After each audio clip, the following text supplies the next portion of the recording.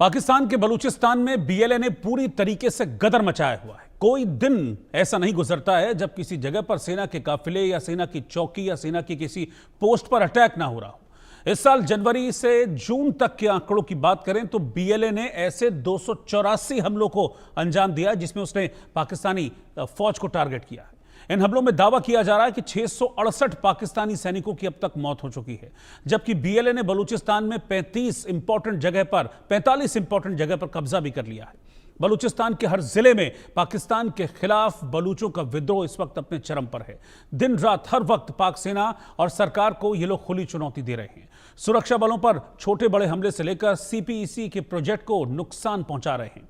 बलूच विद्रोहियों ने अब बाम नाम से एक नया ऑपरेशन भी लॉन्च किया है, जिसके तहत अब कोऑर्डिनेटेड अटैक को अंजाम दिया जा रहा है। एक साथ पूरे बलूचिस्तान में अलग अलग जगह अटैक्स हो रहे हैं। बलूचिस्तान के सूरब में फ्रंटियर कोर के कैंप पर हमला कर उसे कब्जे में ले लिया गया। इस हमले की जिम्मेदारी बलूच लिबरेशन आर्मी ने ली। साथ ही दावा किया है कि इस हमले में फ्रंटियर कोर के 18 सैनिक मारे गए हैं, 18 पाकिस्तानी फौजी मारे गए हैं। जैसा कि बलूच विद्रोहियों ने ऐलान किया था कि वो अब जमीन पर दिखाई भी उनका जो ऐलान है वो देने लगा है। आपको जानकर हैरानी होगी कि कल 1 घंटे में 8 जगह पर बीएलए ने हमले को अंजाम दिया था और हर जगह जो निशाने पर है वो पाकिस्तानी आर्मी रही या फिर पंजाब प्रांत के लोग रहे। तो breaking news, Pakistani army camp पर बीएलए ने बड़ा अटैक किया है। सुरब मिलिट्री कैंप पर यह अटैक हुआ जिसमें 18 पाकिस्तानी सैनिकों को ढेर करने का दावा बीएलए की तरफ से किया जा रहा है। सुरब में एक बलूच लड़ाका भी पाकिस्तानी फौजियों के साथ इस संघर्ष में मारा गया है। हालांकि खबर यह है कि इस अटैक के बाद पाकिस्तानी फौजी अपना एक कैंप छोड़कर भाग गए और बीएलए ने इस कैंप पर भी कब्जा कर लिया है। मैं भी इसलिए कह रहा हूं क्योंकि इससे पहले भी कई ऐसे पाकिस्तानी सेना की चौकियां हैं, पाकिस्तानी सेना के यूनिट्स हैं जिन पर बीएलए कब्जा कर चुका है और वहां से पाकिस्तानी फौजी भाग रहे हैं बीएलए के अटैक्स के बाद। सूरब में भी पाकिस्तान की जो चौकी थी, जो कैंप था, इस पर अटैक किया और इस अटैक में 18 पाकिस्तानी सैनिकों को मारने का दावा बीएलए की तरफ से किया गया। तो बीएलए जिस तरह से हमले कर रहा है उसने मुनीर सेना की टेंशन को बढ़ा दिया है। बलूचिस्तान में पाक आर्मी पर एक बार फिर से बीएलए कहर बनकर टूटा है और इस बार 18 पाकिस्तानी सैनिक मारे गए हैं। इस एक अटैक में 18 पाकिस्तानी सैनिकों को मौत के घाट उतारा है। बीएलए ने सुरब का मिलिट्री कैंप है, इस पर अटैक किया। इस अटैक करने के बाद इस हमले की जिम्मेदारी भी ली है। बलूचिस्तान में हर जिले में बलूचों का विद्रोह इस वक्त चरम पर है। कई जिलों में पाक आर्मी पर लगातार अटैक्स हो रहे हैं, कोऑर्डिनेटेड अटैक्स, प्लान्ड अटैक्स किए जा रहे हैं। 2025 में मैं अब तक की बात करूं तो बीएलए ने 284 अटैक्स किए हैं पाकिस्तानी फौजियों को, पाकिस्तानी सेना को निशाना बनाकर। 2025 में बीएलए यह दावा कर रहा है कि उसने 2025 में अब तक जून महीने तक 668 पाकिस्तानी सैनिकों को मौत के घाट उतार दिया है इन अटैक्स में। बलूच विद्रोहियों ने बाम नाम से एक नया ऑपरेशन भी लॉन्च किया है। बीएलएफ के ताबड़तोड़ हमलों से इस वक्त पाकिस्तान और पाकिस्तान के जनरल मुनीर और उनकी सेना में दहशत है, डर है। वो लोग बुरी तरीके से परेशान हैं। मेरे साथ 2 खास मेहमान इस वक्त जुड़ रहे हैं। कर्नल टीपी त्यागी इस वक्त मेरे साथ हैं, सीनियर डिफेंस एक्सपर्ट, और निपुण आलम बयान अभी थोड़ी देर में हमारे साथ जुड़ेंगे, उनके पास भी मैं चलूंगा। कर्नल त्यागी, आपका बहुत बहुत स्वागत है। और हम बीएलए को लेकर लगातार बातचीत करते भी रहे हैं, उनके अटैक्स को लेकर बातचीत कर रहे हैं और अब गुजरते वक्त के साथ ये अटैक्स जो हैं बड़े कोऑर्डिनेटेड होते जा रहे हैं। अब एक नया ऑपरेशन लॉन्च कर दिया, ऑपरेशन बाम नाम से, और इसके तहत रणनीति ये है कि अब जैसे होता है ना मैन टू मैन मार्किंग वाला, अब चौकी टू चौकी मार्किंग करने की तैयारी इनकी चल रही है और एक एक करके ऐसे पाकिस्तानी चौकियों को तबाह कर भी रहे हैं और कोऑर्डिनेटेड तरीके से मारने की तैयारी चल रही है। जी, एक तो पहले ये समझिए सर कि बलूचिस्तान में जो एक भी कोई नेशनल टेलीविजन चैनल नहीं है उनका, जबकि पंजाब के अंदर करीब 500 टेलीविजन चैनल है। यानी कि बलूचिस्तान में जो एट्रोसिटी पाकिस्तान की आर्मी के द्वारा की जा रही हैं वो पूरी तरह इंटरनेशनल कम्युनिटी के सामने आती ही नहीं। फॉर एग्जांपल 2 बताता हूँ, वहां करीब 340 मिलियन क्यूबिक फीट गैस निकाली जाती है और 9 इंच के पाइप, डायमीटर के पाइप से कराची और लाहौर को भेजी जाती है, लेकिन वो वहां नहीं दी जाती। यानी कि बलूचिस्तान में आज भी लकड़ी के चूल्हे, लकड़ी से चूल्हे पे खाना बनाया जाता है। एक बात।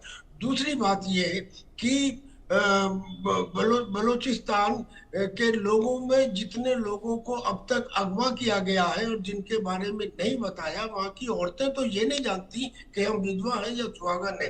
खैर, ये तो जुल्म की बात हुई।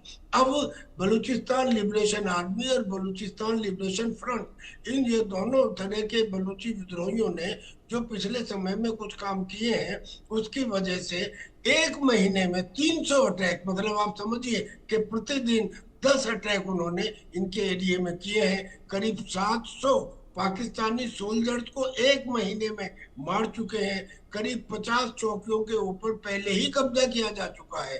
अब बलूचिस्तान लिबरेशन फ्रंट ने कहा है कि हम कोस्टल एरिया से लेके और सुलेमान हिल्स तक जितनी भी चौकी हैं, जितनी भी गवर्नमेंट बिल्डिंग्स हैं, उनके ऊपर हमला भी करेंगे और उनके ऊपर कब्जा भी करेंगे। और ये काम पिछले 48 घंटे से लगातार जारी है, अब भी चल रहा है।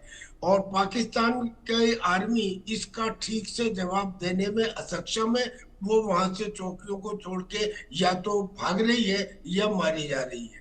लेकिन सर, इतना कुछ होने के बाद भी एक सिचुएशन ऐसी है कि मुनीर को इससे ज्यादा फर्क नहीं पड़ेगा।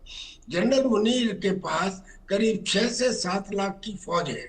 उसमें से अगर 100, 200, 500, 1000 मर भी जाते हैं तो उसको कोई फर्क नहीं पड़ता, क्योंकि उसके तीनों सुपर पावर, अमेरिका जो उसे बुला के अपने यहाँ खाना खिलाता है, चाइना जो उसको अभी JF-10 और JF-20 और JF-35 तक देने के लिए तैयार है, और रशिया जो अब उनके यहाँ एक स्टील मिल लगा रहा है, रेलवे लाइन बना दी गई है, एक कार्गो मालगाड़ी का उद्घाटन भी अगले महीने करने वाले हैं। और तो और ये भी वकालत करने वाले हैं कि पाकिस्तान को अगले महीने होने वाली चीन में जो बैठक है उसमें पाकिस्तान को भी ब्रिक्स में शामिल कर लिया जाए। इससे क्या निष्कर्ष निकलता है कि जब तीन super power, Russia, America, China, इसका हाथ पकड़े हुए है पाकिस्तान का, तो पाकिस्तान के अंदर इन घटनाओं से क्या बोलते हैं उसे, टेम्परेरी रिलीफ तो मिल सकता है। BLA कह सकते हैं हमने इतने मार दिए, बलूचिस्तान लिबरेशन फ्रंट कह सकती है हमने इतनी चौकियों पे कब्जा कर लिया, पर एंड रिजल्ट क्या होगा? क्या एंड रिजल्ट ये होगा कि बलूचिस्तान को इंडिपेंडेंस दे दी जाए? क्योंकि अमेरिका जिन मिलिट्री बेसिस का इस्तेमाल करता है अब अफगानिस्तान या ईरान में कोई कार्रवाई करने के लिए, जैसे उसने अल जवाहिरी के साथ की थी, तो उसको मिलिट्री बेसिस चाहिए, और वो मिलिट्री बेसिस ज्यादातर उसको बलूचिस्तान एरिया में ही लेने होती हैं। अच्छा, बलूचिस्तान के साथ एक और बात है, ये बताया जाता रहा अब तक कि भाई बलूचिस्तान पाकिस्तान के एरिया का 44% है। ये गलत है सर। दरअसल में बलूचिस्तान का जो एरिया है असलियत में वो पाकिस्तान का 64% है, यानी कि उसे करीब करीब 2/3 कह सकते हैं।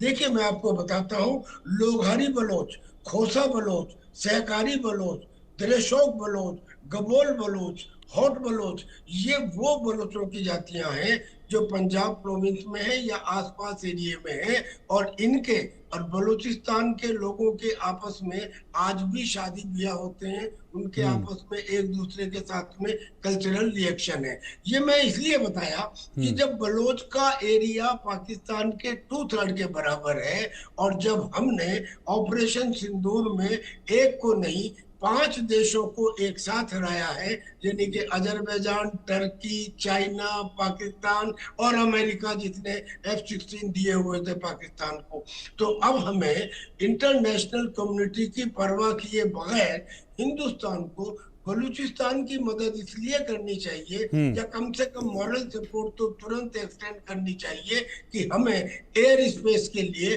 पाकिस्तान के पास जाने की जरूरत नहीं है, because Balochistan will have 2/3 area of Pakistan after getting independence.